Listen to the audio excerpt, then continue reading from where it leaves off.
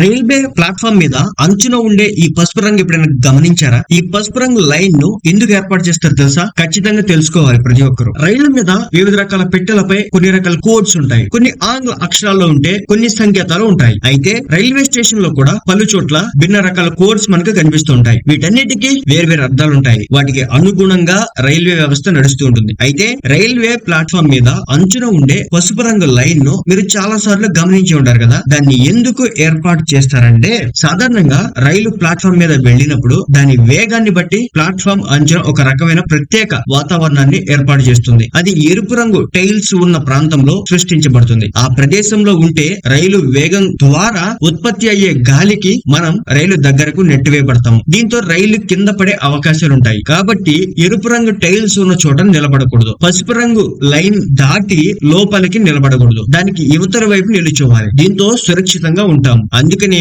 Platform అంచున పసుపు రంగు లైన్ వేస్తారు. దాన్ని దాటి ముందుకు పోకూడదు. రైలు వేగంగా ఉంటే అది మనల్ని దాని దగ్గరకు లాక్కునే అవకాశాలు ఉంటాయి. కాబట్టి పసుపు రంగు లైన్ ను దాటి చివరి వరకు వెళ్ళకూడదని సూచనగా ఈ లైన్ ను ఏర్పాటు చేస్తారు రైల్వే అధికారులు. సో ఇదనమాట ఈ లైన్ ఉండడం వెనుక అసలైన విషయం.